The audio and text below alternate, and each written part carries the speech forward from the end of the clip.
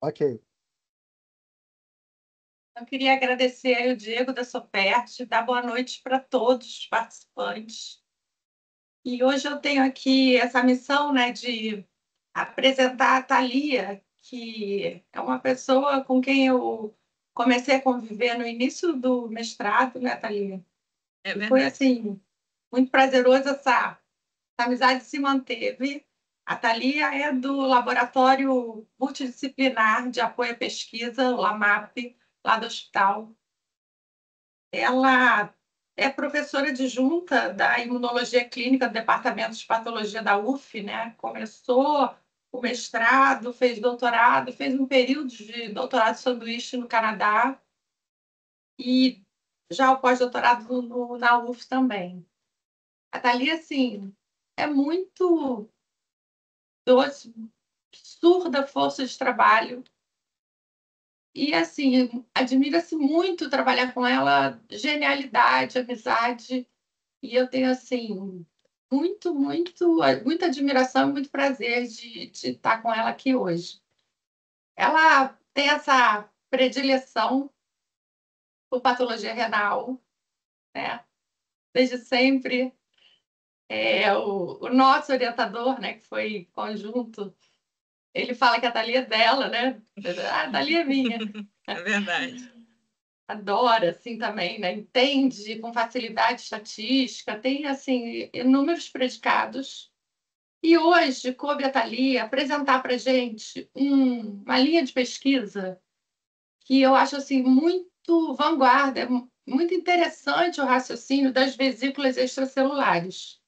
E ela trabalhou justamente no Canadá com essas vesículas como biomarcadores precoces, né, dessa lesão celular, e ela, por estar aqui entre nós da reumatologia, ela vai fazer esse link com o papel desses biomarcadores em doenças autoimunes. Eu fiz um workshop esse ano, foi em abril, né, Thalia?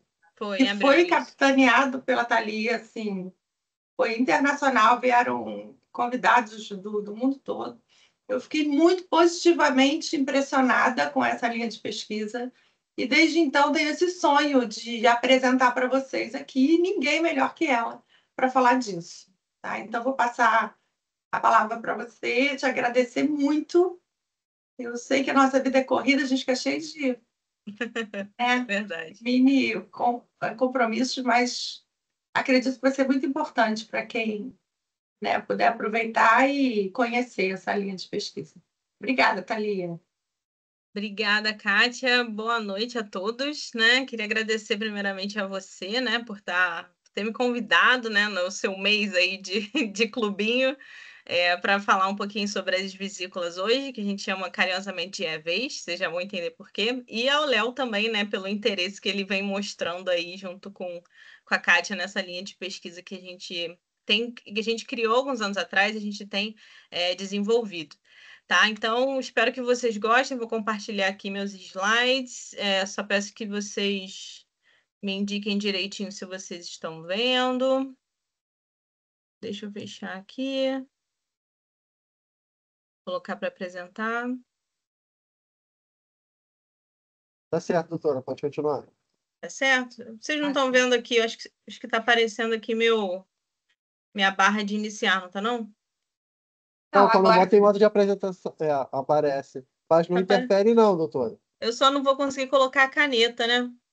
Porque isso aqui está aparecendo. Ah, não, agora fechou. Tá Agora ótimo. sim, Então, beleza. Então, vamos lá, pessoal. Novamente, né? Boa noite a todos. Eu estou muito feliz de estar aqui hoje para falar um pouquinho do nosso trabalho para vocês, né?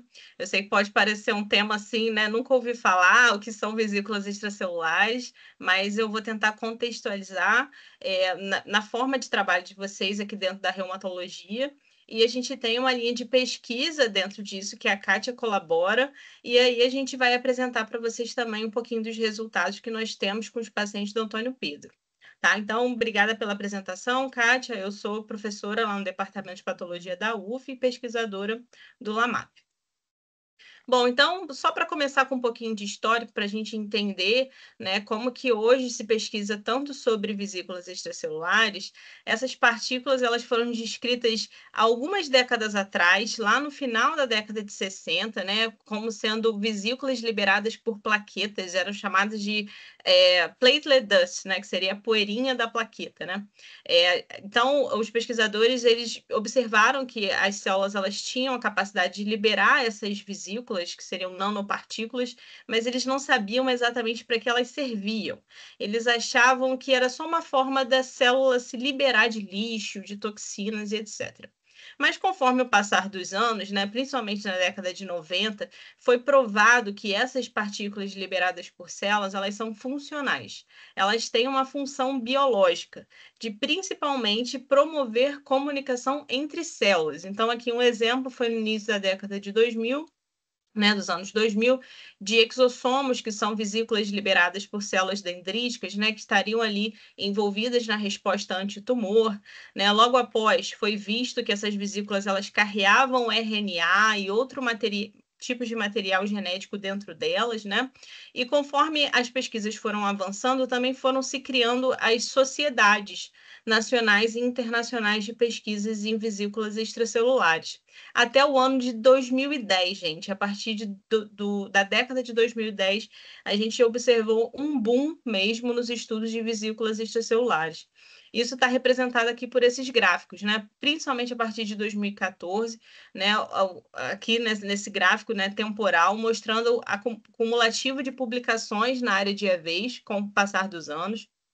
Aqui na direita, a gente vê, né, o aparecimento dessas palavras-chave, vesículas extracelulares, micropartículas, exossomos, no PubMed, nos artigos publicados no PubMed, crescendo exponencialmente a partir dos anos de 2010.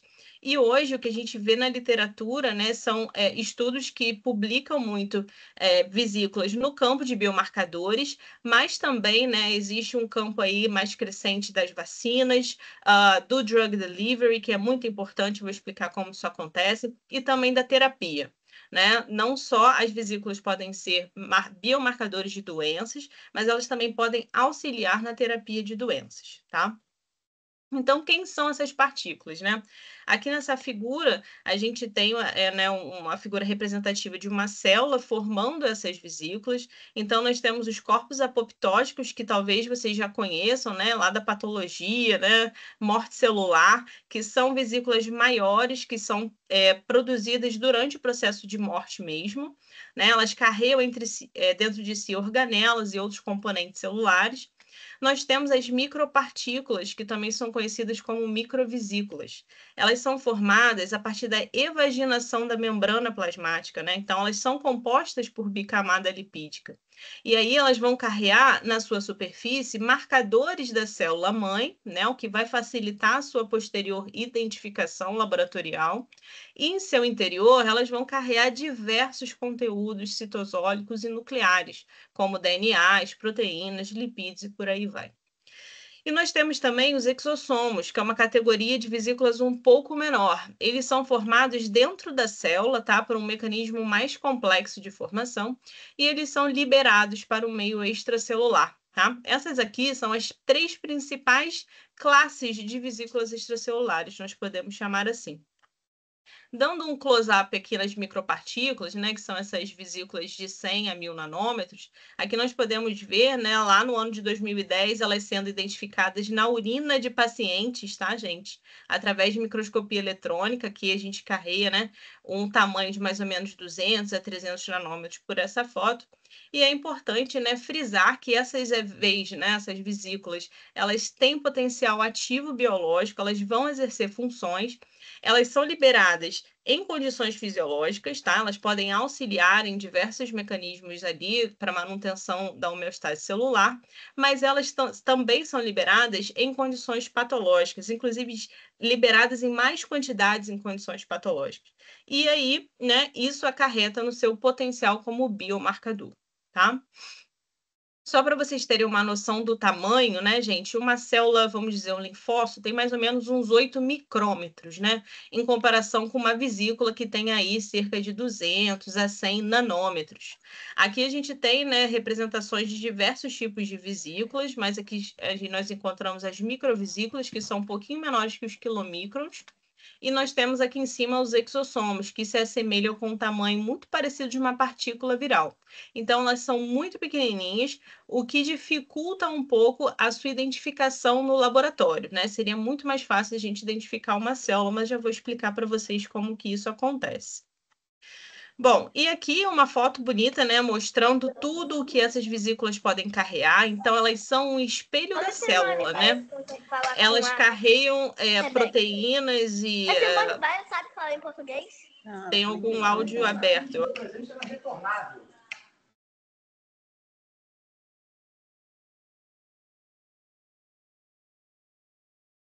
Oi, doutora.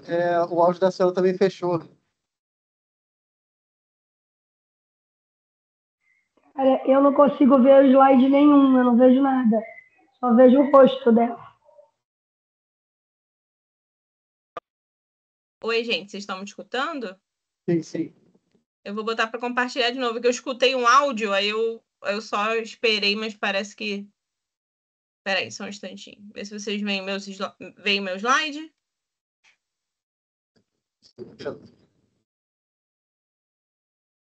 Sim, posso continuar? Pode. Eu tô vendo bem, mas como eu já estava vendo antes, eu não estava com esse problema do slide. Tá bom, se alguém tiver algum problema, só avisar que eu compartilho e coloco novamente. Então, voltando aqui, galera, a gente consegue ver, né, nessa imagem todo o conteúdo que pode estar dentro dessas EVs. Então, nós temos DNAs, RNAs, que podem ser codificantes ou não, né, proteínas e metabólitos. Tudo isso, né, pode levar a uma resposta celular, né? Então, por isso que elas são responsáveis aí pela comunicação entre as células. Elas também podem, né, carregar em sua superfície, né, proteínas, né, que vão promover sinalização celular e também moléculas que vão facilitar a sua identificação, né? Então, por exemplo, uma vesícula liberada por um linfócito B vai carregar em sua superfície o CD19, né? Por um linfócito T, o CD3, por uma plaqueta, o CD41, né? Essas moléculas que a gente já ouviu falar, né? Que podem ter importância diagnóstica em algumas doenças. Então, isso facilita laboratorialmente a identificação dessas vesículas e a gente consegue identificar no sangue, por exemplo, da onde, né, de que células elas estão vindo, tá? Eu falei para vocês de 3 tipos de vesículas, mas novos tipos, vamos dizer assim, eles são identificados rapidamente. Então, aqui nós temos as microvesículas e os exossomos, mas a literatura já vem apontando vesículas menores ainda, chamadas de exômeros, oncossomos, que são liberados principalmente para facilitar metástase e comunicação celular no processo de carcinogênese, e por aí vai. Então, né, como essa classificação, essa nomenclatura pode ficar um pouco confusa, né? É de praxe a gente se referir às vesículas extracelulares como um todo, a não ser que a gente identifique, né, corretamente o seu mecanismo de formação. Então, daqui para frente, eu só vou me referir às vesículas como EVs, para facilitar a nossa comunicação. Tudo bem? Essa imagem, ela mostra representativamente, né, aqui a formação das células, né, aqui no canto esquerdo, e liberação dessas vesículas para o meio extracelular. E aí as EVs, elas vão poder ser, né, elas vão agir em células próximas, né, ali da vizinhança, ou em células distantes, né, atingindo a circulação. E quando elas, né, elas chegam próximo à sua célula-alvo, elas podem ser endocitadas, né, ou fagocitadas. Pode acontecer também uma fusão ali com a membrana celular, essas vesículas são internalizadas, ou elas podem se comunicar através de receptor. Mas o importante, né, é que todas essas moléculas que as EVs carregam, elas vão exercer uma função na célula-alvo, e a carga das EVs, ela reflete o estado da célula-mãe, né? Se for uma célula que está em um ambiente de estresse, né, aquele microambiente, né, celular, ele não está favorável, essa vesícula, então, pode carregar moléculas, né, que induzem estados, né, deletérios para o organismo. A gente vai ver alguns exemplos. Bom, então, quando começou a se estudar, esse artigo aqui é de 2018, mas eu sempre trago ele porque eu acho o título do artigo bem legal, né? Quando começou a se estudar sobre vesículas, isso em contexto de infecções, doenças inflamatórias e até doenças autoimunes, os cientistas se perguntaram, poxa, será que nós achamos o santo grau da inflamação, né? Porque hoje a gente já sabe que essas vesículas liberadas por plaquetas, células endoteliais e principalmente leucócitos, elas têm um potencial muito importante para a indução e manutenção de estados pró-inflamatórios e protrombóticos também. Tá? E elas podem adquirir tanto propriedades anti- ou pró-inflamatórias, isso tudo, novamente, vai depender do estado da célula-mãe. E aí, mais especificamente, trazendo para esse campo da imunologia, hoje nós sabemos que as EVs elas podem ativar células imunes e células endoteliais, elas podem carrear e também induzir a liberação de citocinas pró-inflamatórias, elas podem também, né, sinalizar, né, o recrutamento de leucócitos para o sítio da lesão e também contribuir para a liberação de proteínas de fase aguda e outras quimiocinas. Bom, e agora nas doenças autoimunes, né, que é o que mais interessa a vocês hoje. Eu já dei uma palhinha de como as EVs podem participar no processo ali da inflamação. Agora, muito se discute sobre como elas podem participar também do processo de autoimunidade. Então, basicamente, aqui a gente tem uma representação de que células que estão, né, sobre algum tipo de estresse fisiológico, né, elas podem e elas liberam vesículas que contêm autoantígenos e citocinas pró-inflamatórias, como eu falei para vocês. Isso vai favorecer a formação de imunocomplexos, né, com depósito tecidual, mas esses imunocomplexos com as EVs vão interagir com anticorpos, plaquetas e a própria matriz extracelular. Todo esse processo vai contribuir para a apresentação de antígenos de células maduras e imaturas e para a produção dessa resposta autorreativa com a ativação de macrófagos pró-inflamatórios e células T, TCD4 e TCD8 autorreativas. Aqui, nessa figura, nós vemos com um pouco mais de detalhes sobre essa questão, né, do papel importante das EVs na apresentação dos autoantígenos e modulação da ação das células T. Então, hoje nós sabemos que as EVs, né, carregando esses autoantígenos, elas interagem com células apresentadoras de antígeno, e isso vai favorecer a ativação de resposta de células T via receptores de células T, os chamados TCR, né? Elas também podem ser internalizadas pelas APCs. Lembrem que as EVs elas são muito menores do que uma célula, né? Então elas são internalizadas e todo aquele conteúdo pode mudar a resposta da APC, favorecendo também a apresentação de antígenos e ativando células T. Tá? E isso pode acontecer tanto com células naive, né, ou células um pouco mais maduras. Essa interação acontece porque as EVs elas podem expressar, né, complexos de peptídeo MHC tipo 1 e do tipo 2, favorecendo então essa apresentação, e além disso, próprias moléculas coestimuladoras também. E existe um pouco de debate na literatura, né? Os autores discutem um pouco se as EVs elas interagem diretamente com os leucócitos ou se elas necessitam de uma célula apresentadora de antígeno. Isso é uma coisa que a gente ainda não sabe muito, mas de fato elas podem sim contribuir para a ativação das células T num contexto de autoimunidade. Isso torna muito interessante, né, o estudo do papel das EVs na fisiopatologia das doenças autoimunes. Bom, um outro mecanismo bem interessante é o papel das EVs liberadas por plaquetas e outras células imunes ali para a interação das plaquetas, né, com células do sistema imune. Tá? Elas, de fato, né, fazem essa interação, podem estimular células Treg e aí contribuir para todo o processo de apresentação no antígeno, como nós vimos no slide anterior. E favorecer também um ambiente, né, como a gente está falando aqui das plaquetas, de pró-coagulação, né, formação de microtrombos. Isso não foi descrito só nas doenças autoimunes, mas também doenças inflamatórias ou infecções, né, como o caso da Covid grave, né, foi bem estudado esse papel das EVs derivadas de plaquetas interagindo com o sistema imunológico e contribuindo para toda essa resposta desregulada. Isso tornou muito interessante também. Se a gente olhar um pouco para o órgão-alvo, né? E aí a Kátia já falou que eu tenho um papel na nefro, né? O Jorge costumava dizer que eu era uma nefrologista de bancada, eu sou biomédica, né? Mas sempre trabalhei com doença renal. Então, na nefrite lúpica, por exemplo, que é uma condição que a gente vai falar um pouquinho mais hoje, né? A gente tem um viés para lúpus lá no nosso ambulatório, né? Com a nossa pesquisa. Então, a gente sabe que as EVs podem participar de todo esse dano renal, inclusive do depósito de imunocomplexos ali na vasculatura, né?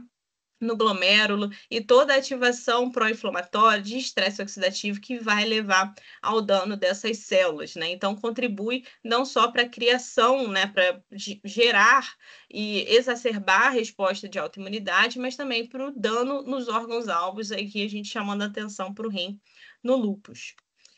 Essa tabela aqui é muito interessante, que traz de um artigo de revisão recente, mostrando, né, a detecção de EVs em diferentes fluidos biológicos, tá? Nós podemos encontrar EVs em tudo que vocês podem pensar, desde a lágrima até o líquor, o sangue, a urina, leite materno, todo líquido biológico contém EVs, porque elas são liberadas por praticamente todos os tipos celulares. Né, e estudos mostrando, né, o papel dessas EVs sendo investigadas em diferentes amostras clínicas, em diferentes doenças autoimunes. Aqui a gente destaca muitos estudos no lúpus e na nefrite, né, na esclerose múltipla e artrite reumatoide, síndrome de Sjögren, diabetes tipo 1, né, eu tive a oportunidade de trabalhar com diabetes tipo 1 quando eu estive no Canadá. Então, esse papel como biomarcador, não só, né, do aparecimento da doença, mas como da atividade, né, ele é muito investigado hoje em dia. E aí, não só a detecção dessas EVs, né, quantificação, vamos dizer assim, mas também, né, analisando o conteúdo, né, aqui, por exemplo, com a identificação de microRNAs que essas EVs podem carregar. Os microRNAs, eles são sequências muito pequenininhas de 23 pares de bases de microRNA, que eles têm um mecanismo, eles promovem um mecanismo epigenético muito importante, né, influenciando ou inibindo a regulação de genes. Então, microRNAs são muito estudados hoje em dia, que podem ter um efeito benéfico, né, para a célula-alvo ou maléfico, dependendo, né, ali da situação, tá? Bom, aí vocês acham que tá tudo ruim, né? As EVs, elas são péssimas, elas induzem inflamação, elas induzem coagulação, fibrose, etc. Mas nem tudo está perdido. Como eu falei para vocês, o potencial da EV de causar algum dano, né, ou contribuir para o mecanismo fisiopatológico, depende de que tipo de célula essas EVs estão vindo. Então, uma historinha muito interessante foi que no início da década de 2000, quando os pesquisadores começaram a investigar o papel das células-tronco para o tratamento de diversas doenças, hoje nós sabemos o potencial terapêutico das células-tronco, difícil a gente obter isso, né, escalonar o tratamento com célula-tronco, mas quando os pesquisadores estavam trabalhando lá na plaquinha de Petri, dentro do laboratório, eles observavam que se eles tratassem um animal com uma determinada doença com a célula-tronco, ele tinha uma boa resposta, né? Agora, se eles pegassem aquela aguinha lá da célula, que nós chamamos de sobrenadante, né, e tratassem os animais com aquele sobrenadante, ele também tinha uma boa resposta. Então, existia alguma coisa naquele sobrenadante da plaquinha de Petri que continha, né, o reflexo da célula-tronco, né, agia de forma semelhante igual a célula-tronco. E hoje a gente tem praticamente certeza que o que eles estavam falando naquela época eram as vesículas derivadas de células-tronco, né? Então, esse artigo aqui, essa figura, mostra que o potencial terapêutico das EVs derivadas de células-tronco, principalmente aquelas mesenquimais, que podem ser adquiridas da placenta ou do cordão umbilical, tá? Elas podem, né, em doenças autoimunes, induzir uma resposta reguladora de linfócitos, tanto B quanto T, né, principalmente quando elas são estimuladas com interferon, tá? E aqui nessa figura eles mostram, né, que as EVs derivadas dessas células, elas já estão sendo estudadas aqui para o tratamento, por exemplo, da diabetes tipo 1. Você pode também, né, carregar essas EVs dentro do laboratório, né? A gente pode isolar, a gente pode injetar drogas, a gente pode injetar moléculas dentro dessas EVs, devolver essas EVs para os pacientes, né? E efeitos benéficos estão sendo mostrados com esse tipo de terapia, porque as EVs, né, do próprio paciente, assim como a célula, ela carrega ela não é imunogênica, né? Então seria um veículo terapêutico muito interessante, tá? E aí o que a gente pode colocar dentro dessas vesículas são várias coisas. Nós podemos colocar citocinas anti-inflamatórias, microRNAs, né, que possuem efeitos benéficos, drogas e por si só, né? Então, assim, nem sempre, né, as EVs carregam uma característica deletéria, maléfica para o organismo. Elas também podem ser muito benéficas também, tá? Essa é uma figura, né, voltando para o rim, eu com meu pezinho na nefrologista, de um artigo que nós publicamos há alguns anos atrás, um artigo de revisão, mostrando os efeitos benéficos dessas EVs derivadas de células progenitoras, né, na lesão renal. Então, essas EVs derivadas de células tronco-renais, por exemplo, elas podem estimular a angiogênese e inibir a disfunção endotelial. Elas podem ter efeitos muito benéficos para os podócitos, que são células essenciais. Se a gente perder os podócitos, a gente realmente tem uma disfunção glomerular importante, inibindo a apoptose, inibindo a inflamação. E as células tubulares também, aumentando proliferação, inibindo fibrose tubular e por aí vai. E tudo isso culmina, né, na diminuição da doença renal crônica, melhora da sobrevivência, né, e diminuição dos parâmetros aqui que a gente pode observar, né, como creatinina, albuminúria, fibrose renal e etc. Tá? Então, o papel depende muito do tipo celular que a vesícula está sendo liberada, tá? E agora, trazendo um pouco para a reumatologia, a gente falou sobre esse artigo lá no nosso grupo de WhatsApp, que a Kátia também ficou muito interessada nele. É um artigo novíssimo de 2024, mostrando o potencial dessas EVs derivadas de células mesenquimais para o tratamento da nefrite lúpica.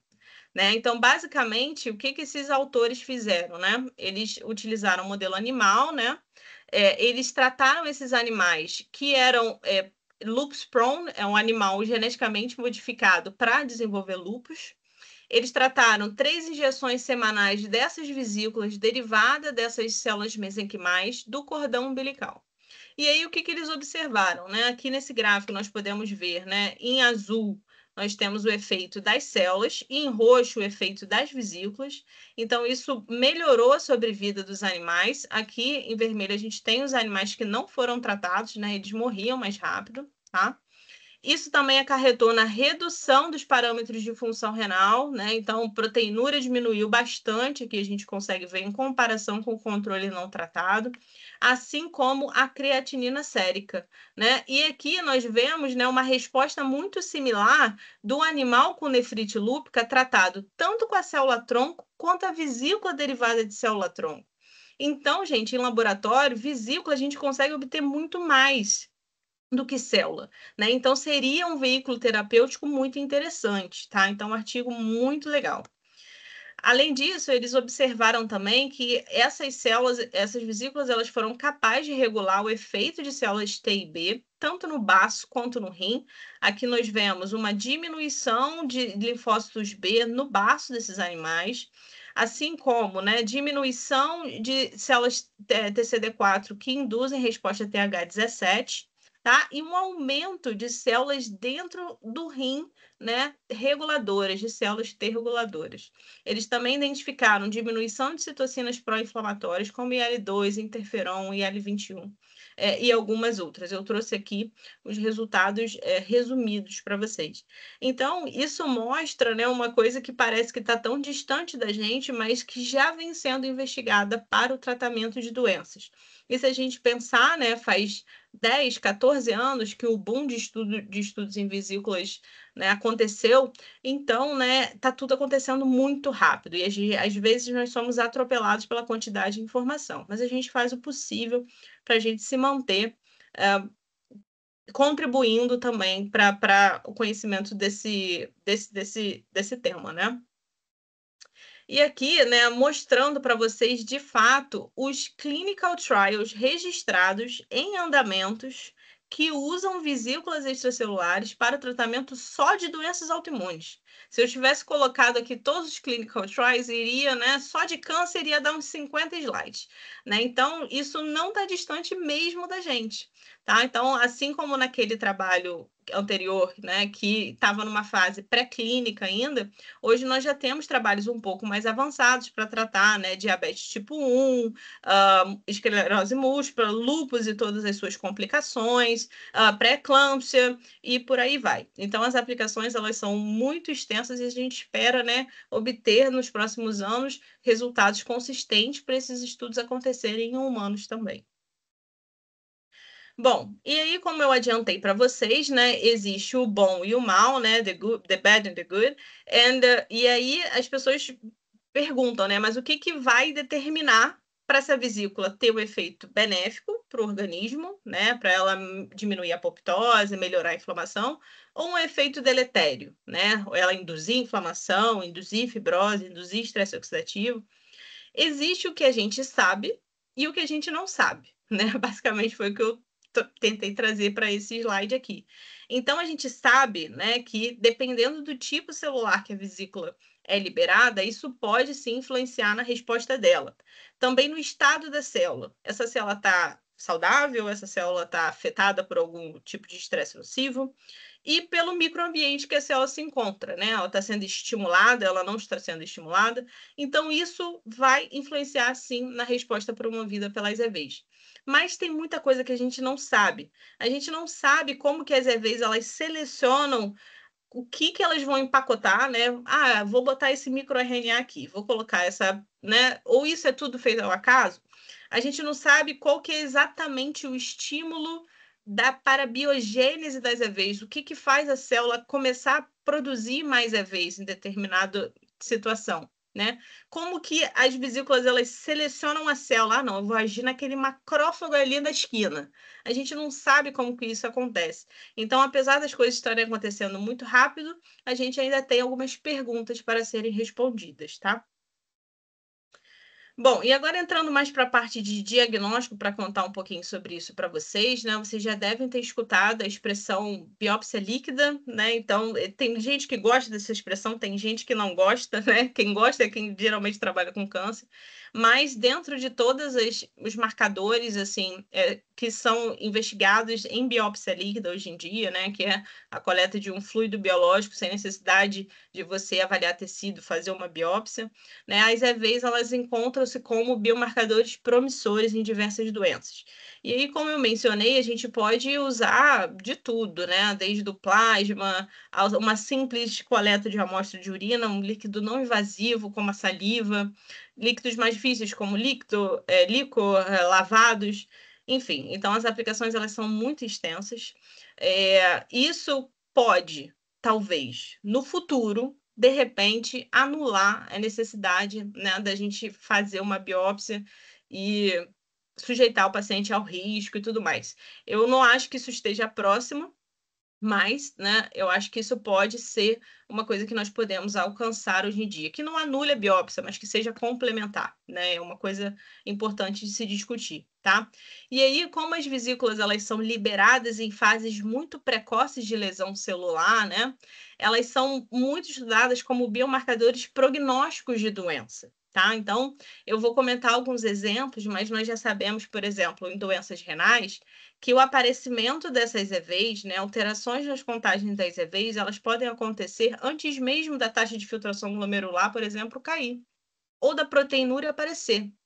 Então, não é que ela vai substituir, né, esses marcadores clínicos e validados que a gente utiliza para diagnosticar as doenças, mas ela pode prever determinadas condições.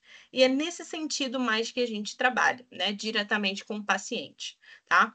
E aí a gente precisa de uma gama laboratorial um pouco mais assim, né, específica, para a gente poder isolar essas EVs, que não é uma coisa tão simples, e poder fazer identificação dessas nanopartículas, tá? Eu vou comentar de algumas para vocês que nós fazemos no laboratório. Então, basicamente, gente, a origem das EVs, ela pode vir de qualquer tipo de célula, inclusive patógenos como parasitos, vírus.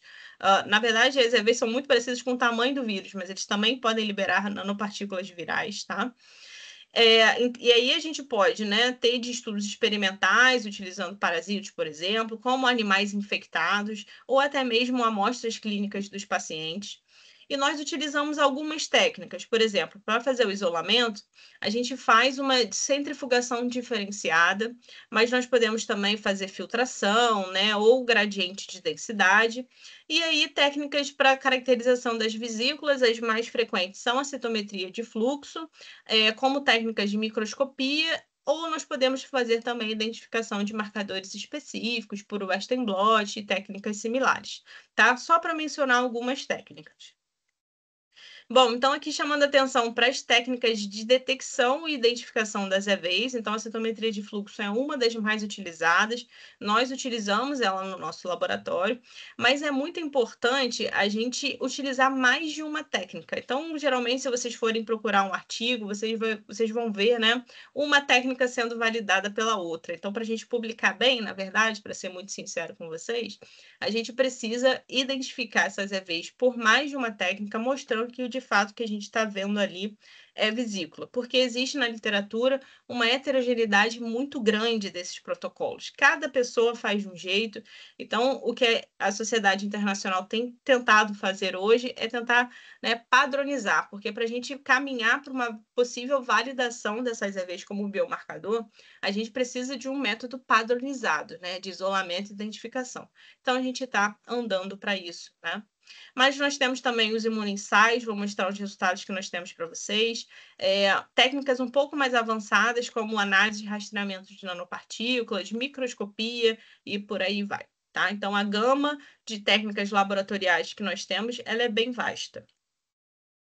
Bom, aqui a microscopia, como que essas EVs aparecem, né, no microscópio eletrônico, tá, gente, de transmissão, um microscópio de bastante força, não é um microscópio convencional. Então, a gente tem que fazer uma centrifugação muito rápida, vamos dizer assim, só para vocês terem noção.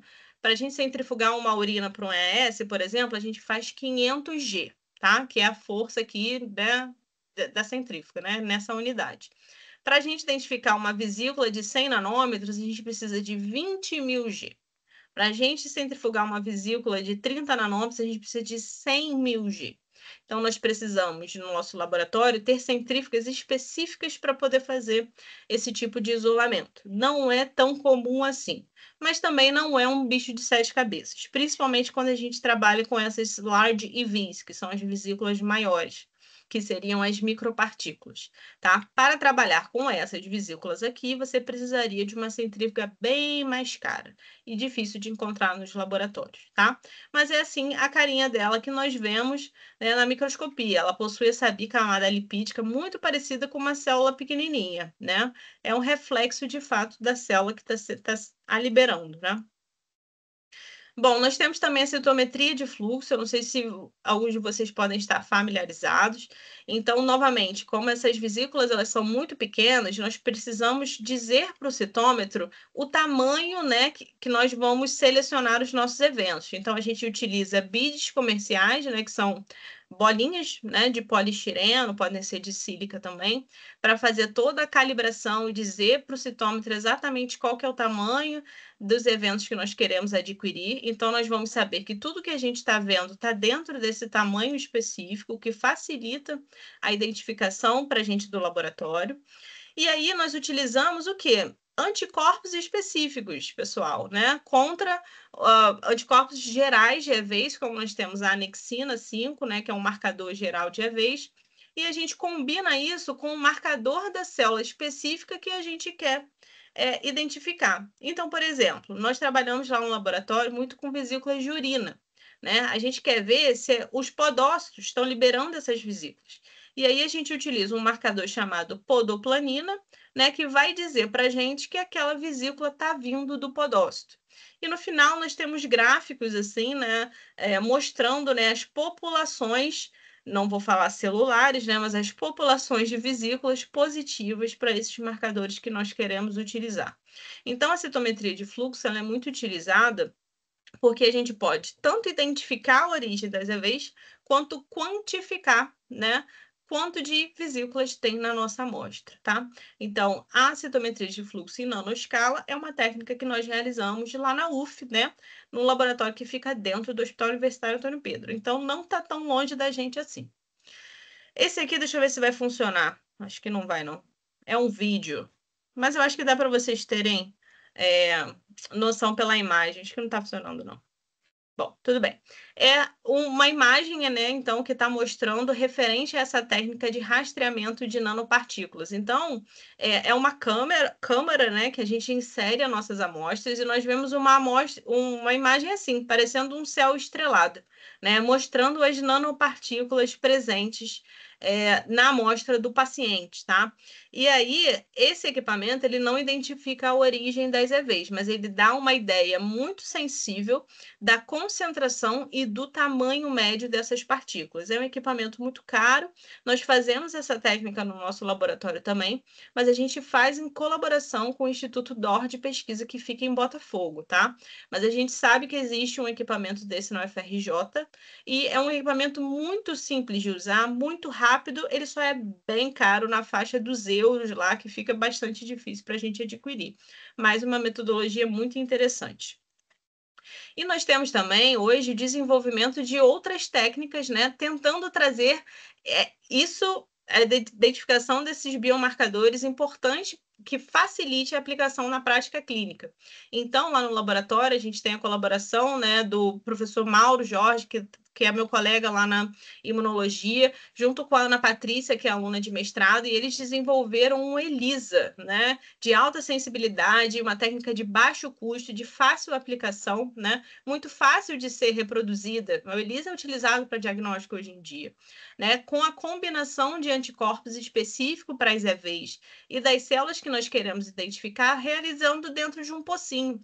A gente podendo fazer em uma placa 80, 90 pacientes de uma vez só, né? Então, o desenvolvimento dessas técnicas, ele é muito importante, né, para facilitar a validação dessas vesículas como biomarcadores.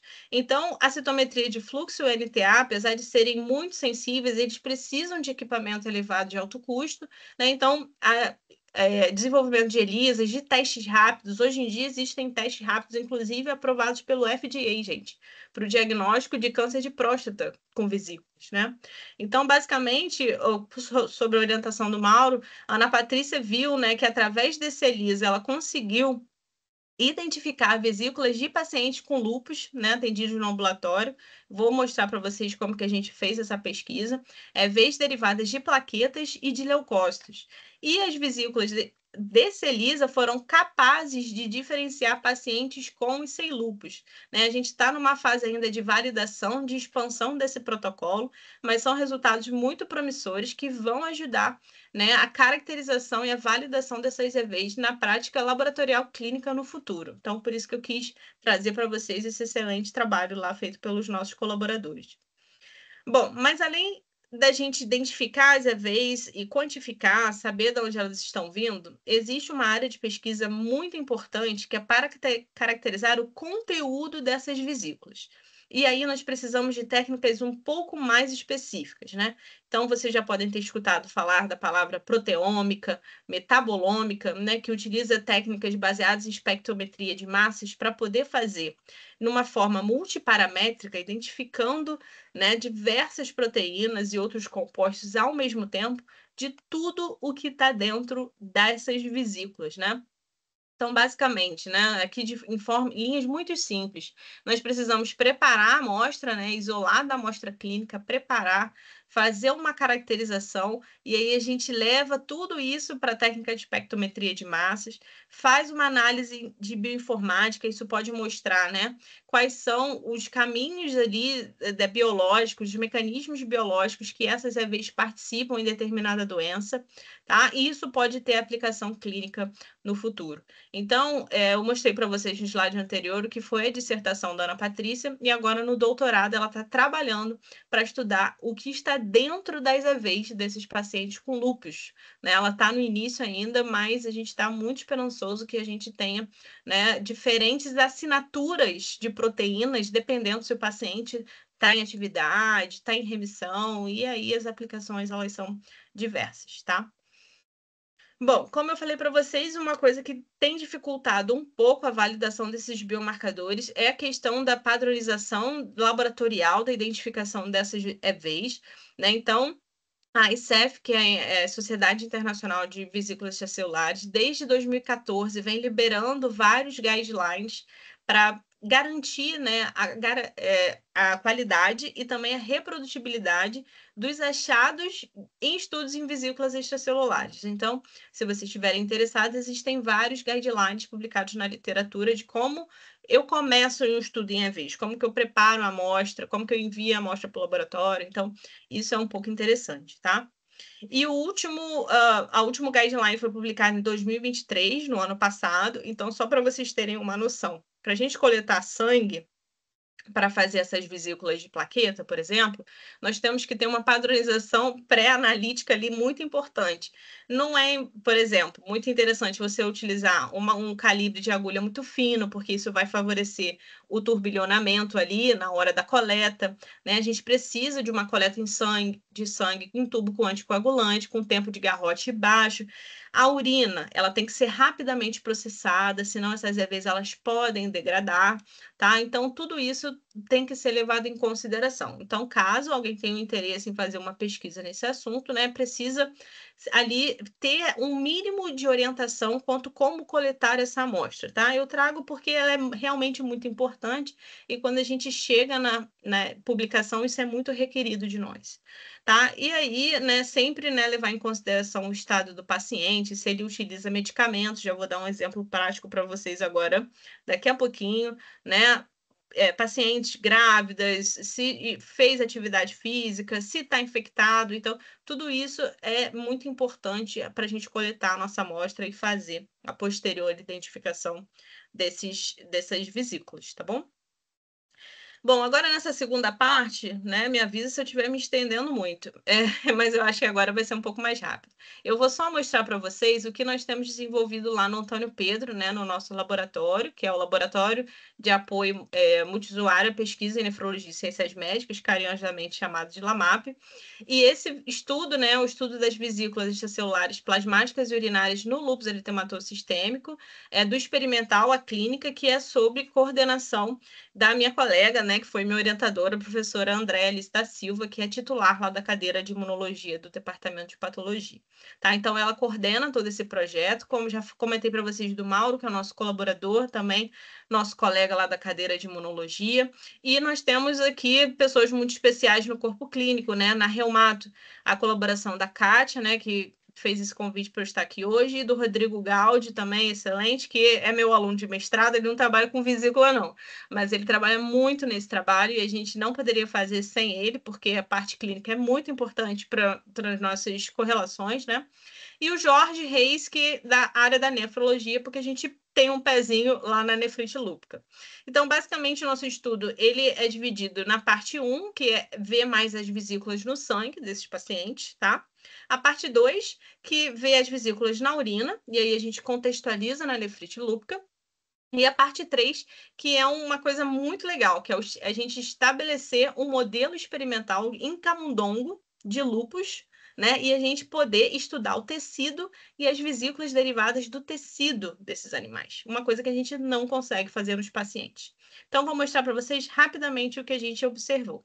Então, aqui tem o nosso desenho, né, experimental, tá? É um estudo longitudinal, então isso aqui veio do Rodrigo, ele que preparou, e a gente, né, depois da inclusão dos pacientes lá do ambulatório de reumato, a gente coleta urina, coleta sangue, coleta todos os dados clínicos para poder fazer SLEDAI, SLIC e por aí vai.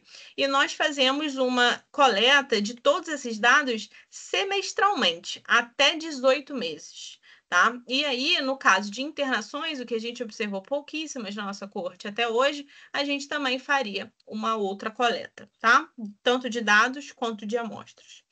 E hoje, né, de março de 2022 a junho de 2024, nós conseguimos recrutar 110 pacientes com lúpus, aproximadamente. Eu acho que esse número está um pouco maior, tá? Desde que eu peguei esses dados da apresentação das nossas alunas. E aí a gente tem um grupo de comparação, né, de 20 pacientes ali com idade e sexo pareado, né, para a gente poder fazer a comparação dos achados. Nós já temos, né, a inclusão desses 110 pacientes, alguns deles, né, a gente já tem um acompanhamento longitudinal, mas para não ficar muito extenso e também porque os resultados longitudinais são muito preliminares, eu vou mostrar para vocês o que a gente encontrou no corte transversal, tá?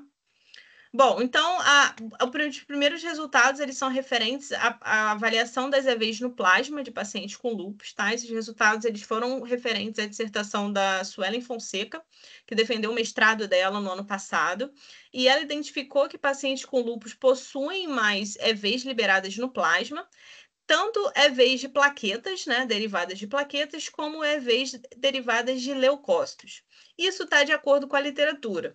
Então, a liberação dessas micropartículas, né, principalmente, né, em pacientes com lúpus inativo ou ativo, ela é superior quando comparado com pacientes, né, controle, né, indivíduos sem lúpus. E aí nós vemos aqui nesse artigo mostrando a liberação de vesículas marcadas com CD41, dizendo que elas vêm das plaquetas, né, sendo mais liberadas em pacientes com lúpus ativo. Já esse segundo trabalho, né, também retifica esses achados, mostrando aqui, né, pacientes com lúpus com maiores elevações, né, de EVs derivadas de plaquetas, assim como outros tipos celulares, como células endoteliais, linfócitos e monócitos também, tá? Nós não encontramos nenhuma associação com SLEDAI. Tá? A gente achou que a gente ia achar isso, que o paciente, quanto maior o SLEDAI tivesse, ele teria mais vesícula no sangue, mas a gente não encontrou isso. E esses resultados, eles são conflitantes na literatura. A gente não sabe exatamente por quê. Pode ser por causa da variabilidade ali metodológica, que é grande. Pode ser dos cortes de SLEDAI, que cada estudo, um fala que é SLEDAI acima de 10, outro fala que é SLEDAI acima de 5, isso dificulta a comparação. Mas pode ser também pela própria heterogeneidade da doença, né, que diferencia conforme os locais de atendimento. Tá? Então, só mostrando para vocês, né, aqui, né, estudos que encontram EVs de plaquetas elevadas, mas não encontram EVs, né, de leucócitos. Já esse estudo aqui identificou tanto EVs de plaquetas como EVs de leucócitos elevadas no lúpus eritematoso sistêmico. Então, assim, existem ainda algumas divergências na literatura. A gente está trabalhando para tentar desvendar se essa associação com a atividade da doença ela realmente acontece. Porém, apesar de a gente não ter encontrado nenhuma associação com SLEDAI, a gente observou que EVs derivadas de leucócitos elas estavam mais elevadas em pacientes sob imunossupressão. E aí vocês vejam aqui embaixo os nossos critérios para considerar pacientes com imunossupressão, né? Independente do número, né, de medicamentos ali em doses elevadas que os pacientes tomavam, tá? E isso só aconteceu para as EVs derivadas de leucócitos. Isso é muito interessante, né? Outros estudos também acharam uma coisa parecida conosco. Então, pacientes sobre o uso de glicocorticoides, eles apresentavam maiores concentrações de EVs derivadas de linfócitos T, CD25 positivas, isso quer dizer EVs derivadas de linfócitos T ativados, tá? Então, estima-se, né, que talvez os glicocorticoides, podendo influenciar a ativação de linfócitos, podem também influenciar na liberação dessas EVs derivadas de leucócitos, tá? E aí, muito interessante que esse estudo de 2017 fez, ele tratou in vitro, né, células polimorfonucleares, né, células do sangue periférico de pacientes com essas EVs derivadas desses pacientes sob o uso de glicocorticoides. E aí ele observou que in vitro, né, acontecia o aumento de L10. Então, de fato, né, as EVs poderiam estar influenciando ali para a comunicação e ativação dessas células através, né, do estímulo ou mesmo delas carrearem citocinas dentro delas. Então, esse foi um achado interessante que nós observamos.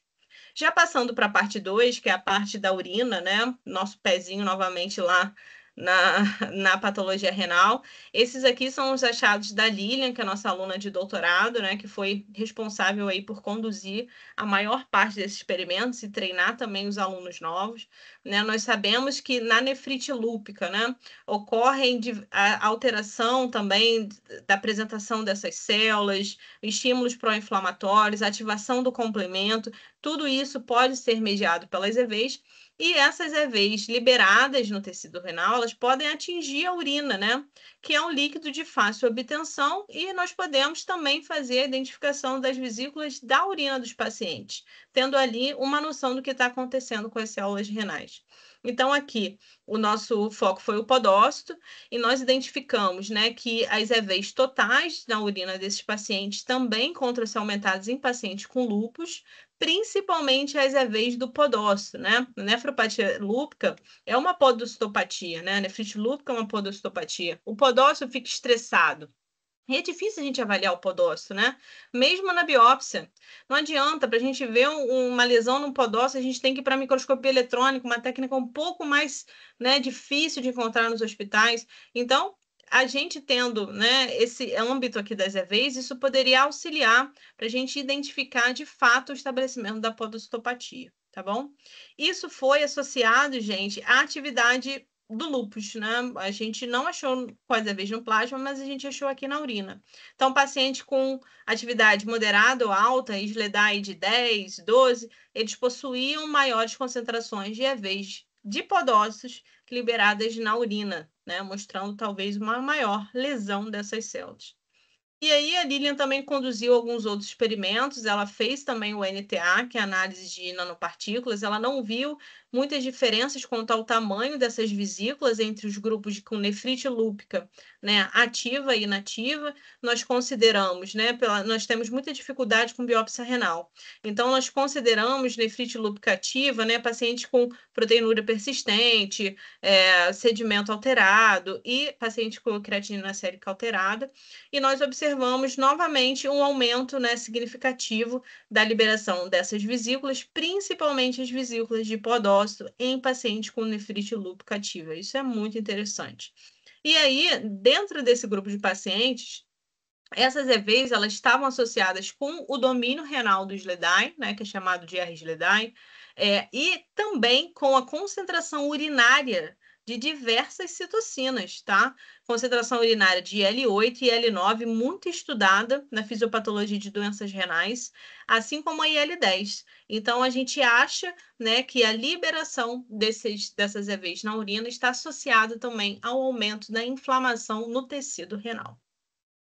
E por fim, né, esses são os nossos achados mais preliminares, mas esse foi uma ideia excelente da Andréia, que a gente conseguiu conduzir nos últimos anos com a Andresa, que é a nossa aluna de mestrado. Nós estabelecemos um modelo murino, né, com camundongo, induzindo lúpus nesses animais, através de injeção de pristano, né, que é um alcaloide conhecido, né, por caracterizar depois de 7 meses, é um modelo muito grande, tá, muito longo, mas ele causa uma doença, né, autoimune ali. Aqui nós podemos ver no rim dos animais a deposição de IgG, tá? Esses animais tinham um FAM positivo também, então a gente consegue identificar autoanticorpos, mostrando que eles realmente desenvolvem lúpus, e a nefrite lúpica, né? Desses animais têm proteinúria, as alterações histológicas, elas são mais discretas, tá? Mas o que nós fizemos no trabalho da Andresa, que ainda são resultados preliminares, daqui a pouquinho ela está indo para o doutorado, nós pegamos o tecido renal desses animais, nós fizemos um processo de digestão, um processo extenso e demorado, e nós conseguimos isolar as vesículas do tecido renal, que é uma coisa que a gente não conseguiria nunca fazer com um paciente, né? Seria muito difícil fazer com um paciente. E a gente viu que esses animais tratados com pristano em adição à LPS, né, a molécula do lipossacarídeo, para poder aumentar o dano renal, eles possuem o aumento da liberação dessas EVs no tecido renal. Mas da onde, né? Será que isso vem do túbulo, do glomérulo, vem do leucócito? A gente ainda não sabe. Então, a gente está trabalhando para caracterizar melhor essas EVs, né, derivadas desse modelo experimental, uma coisa muito interessante. Bom, gente, então, o que a gente conclui aqui dessa apresentação hoje, né, que as EVs plasmáticas, né, especialmente dos nossos resultados, elas estão aumentadas em pacientes com lúpus, então você coletar uma amostra de sangue, fazer a identificação dessas EVs pode mostrar, né, alguns resultados interessantes de ativação celular dentro da doença.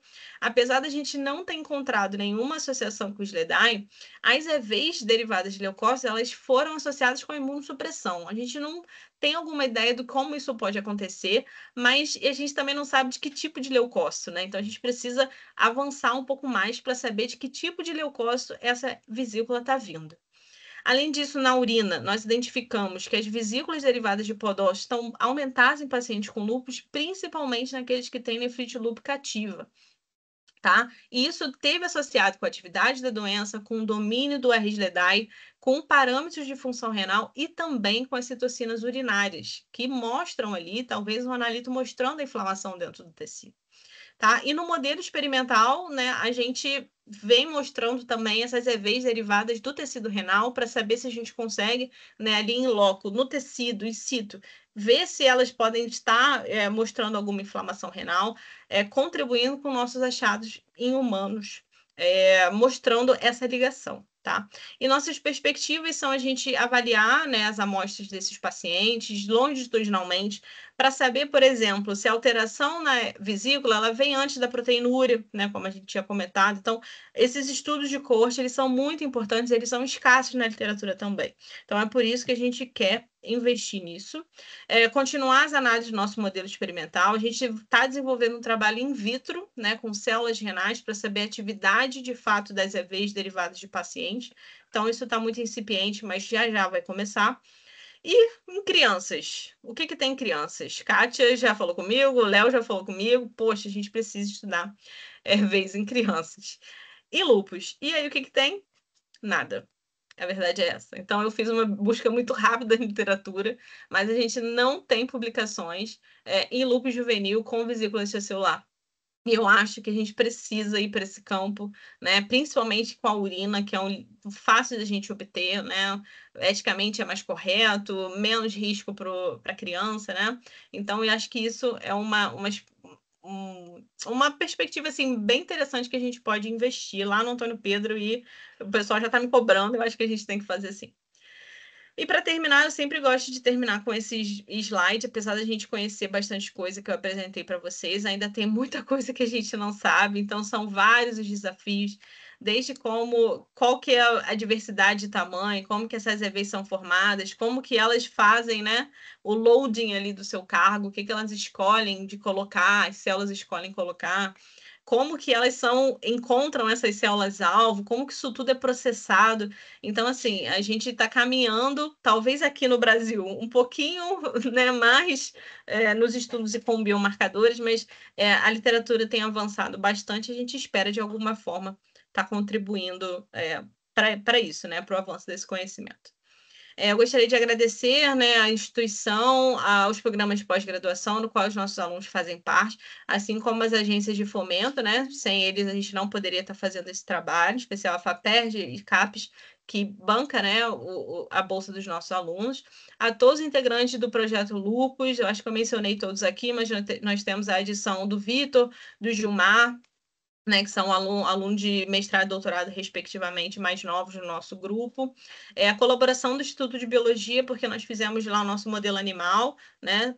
Também precisamos de acesso ao biotério, tudo isso, e ao apoio do nosso laboratório, né, que está sempre presente. Muito obrigada, e caso vocês tenham alguma dúvida, eu ficarei muito feliz em responder.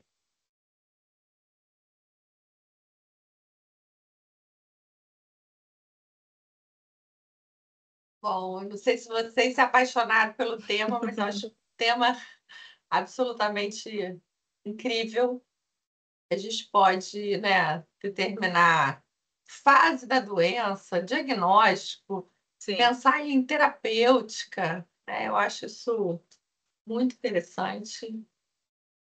E autoimunidade versus inflamação, né? Já que as EVs estudam muito mais do que autoimunidade, que é o que a gente também se debate. Imagina isso especificamente infecção, quem lida com câncer, quem lida, né, com outras áreas. É muito vasto, né? E pelo que eu entendi, Thalia, você fez um convite para uma cooperação, já que aqui somos a maioria reumatopediátricos, né? A gente podia fazer um estudo, imagina, com urina aqui, de diversos serviços, né, para ter um N bem significativo. A maioria de nós nem sempre consegue publicar em reumato pediátrica, Uhum. porque acaba sendo muito pouco, assim, um N individual, às vezes, cada serviço, mas com cooperação. A gente sempre fala nisso, especialmente aqui no clubinho. E fica, então, aberto aí para quem também teve dúvidas ou observações para Com certeza. colocar. Muito bom, Thalia. Obrigado aí pela apresentação.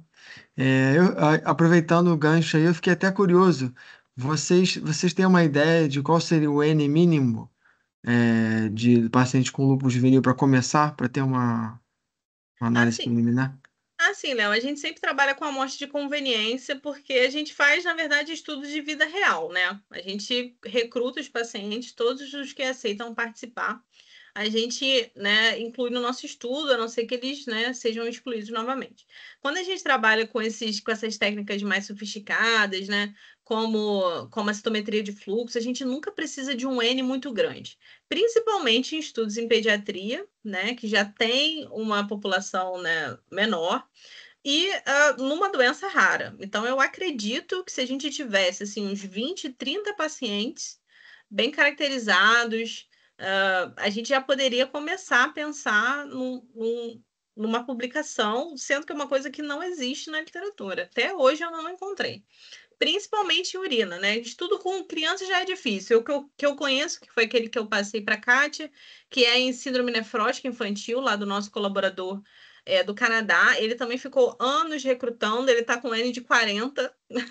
E ele tem, né, o hospital infantil lá de Ontário, lá no Canadá. Então, todo de Ontário vai para lá. Então, eu acho que o N ele não seria uma coisa muito limitante. Se a gente tivesse uns 20, 30 pacientes, a gente já poderia começar a publicar e fazer essas dosagens. Ah, legal, isso aí. Se alguém animar, né? É, Começar, pois é. acho que é uma boa Isso ideia. é. Pois é, lá no Antônio Pedro a gente não tem muitos, né, Kátia? Eu acho que da última vez você me falou 15, né? Por aí. A gente, os pacientes de lúpus dão tanto trabalho que a Uhum. gente, às vezes, acha que a gente tem muito mais lúpus do que, na verdade, né, individualmente, né? É o Eles que você chamam vê várias muito, vezes, né? chamam muita atenção, sabe? Rever com muita frequência, complicam, né? Então, o pessoal sai da formação, assim, da residência, do internato, achando que a gente tem muito lúpus. Não, a gente tem muitas complicações, né? E atuações nos pacientes. Uhum. Mas eu acho que a gente já podia fazer um piloto. É. Já me deu vontade. A gente tem um projeto aprovado, a gente tem, é o que a gente conversou, né? A gente teria que escrever um adendo, né? Mas assim, nada que. E se for coletar a urina só, então, maravilha, super tranquilo. Aí você faria naquele mesmo esquema que você fez com o Gáudio, aqueles diferentes tempos, É, T0, a cada 6 meses, mas aí teria que ter junto com a urina os LEDAI, né? Então isso implicaria isso, em coleta de sangue, né? Tudo bem que faz exatamente. parte da rotina, entre Faz aspas, né? parte da rotina, exatamente. A gente desenhou isso mais ou menos no acompanhamento ambulatorial do tempo que ele falou dos pacientes, que eles viam mais ou menos 6 a não ser que tivesse uma recidiva. Então, a Entendi. gente faz tudo isso, é um trabalho, assim, hercúleo dessas meninas para coletar, e do Gaudi lá fazendo os ledais, leaks de todo mundo. Então, é um trabalho muito grande, mas numa corte de 120 pacientes, a gente teria, com criança, uma corte muito menor. Mas seria interessante, sim. A gente tem também um número assim, de lúpus na idade pediátrica, quer dizer, Uhum. abriu na idade pediátrica, ainda está na idade pediátrica, e lúpus que foi de início pediátrico, que alguns já estão Na fase no adulta. sendo acompanhados por reumato adulto, né? Aí aumenta bastante o N, quer dizer, eu acho que seria até uma outra faixa para a gente Pensar. pensar também, né? Aí sim, pelo último consenso brasileiro, que foi agora, recente, 20% dos lúpus né, que se lida no dia a dia lá na reumato adulto, 20% foi de origem de início pediátrico. O que a gente observa na nossa corte em geral é que os pacientes têm, em média, 8 a 9 anos de diagnóstico. E a nossa média de idade é de 40 anos. Então, mas assim, existem aqueles fora da curva, né? Que tem diagnóstico há 15 anos atrás, 20 anos atrás, então a gente poderia, de repente, olhar para ele de forma diferente. Isso é uma coisa que nós poderíamos fazer, né? Porque a carga de doença ela é muito mais elevada, né? Porque o diagnóstico aconteceu há muito mais tempo. Então, isso é uma coisa interessante. Acho que Vai a Lilian tá aí. refletindo Aí, no anota sleep, aí. né? Nossa aluna tá aí. Ela entrou. Anota aí, Ali. Lilian. Tem que pensar em tudo na hora de anotar de analisar os dados, né? O índice de dano cumulativo, né, vai ser diferente, Vai, já que a abertura do lúpus pediátrico já é com mais domínios, né, e já abre com mais critérios. Uhum. Isso já mostra uma gravidade e, consequentemente, maior dano cumulativo. Vai Sim, refletir lá no SLIC, né? com certeza. É verdade. Faz É sentido. uma outra população, né? É uma outra população, exatamente. Mas nada, te parabenizar, te agradecer mais uma vez. Eu queria Muito saber, obrigada. até a Lilian, que também está nessa empreitada.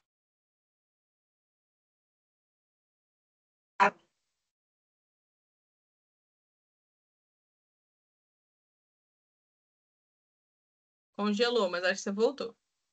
Ah, tá. Eu Congelou vi aqui rapidinho. que caiu, acho que foi a Luísa.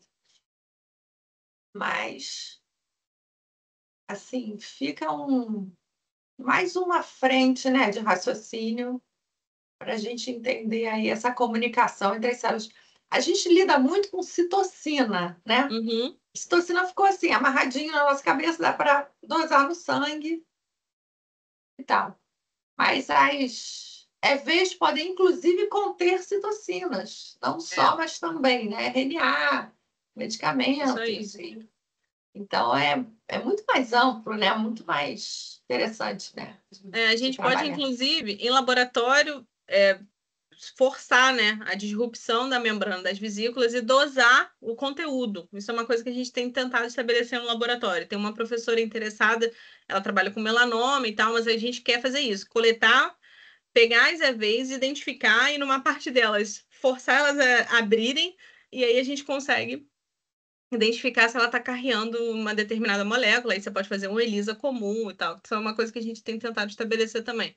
A questão das citocinas é muito interessante, você pode ter o parâmetro no soro, né, comparado com o que está dentro das EVs. Então, elucida algumas questões, né? É bem legal. Excelente. Muito obrigada, Kátia. Obrigada mesmo pelo agradecer convite. muito. Achei ótimo. Foi muito E bom foi essa iniciativa, fantástico. né? Do clube de revista, de discutir coisas novas. Bem legal. É muito bom mesmo.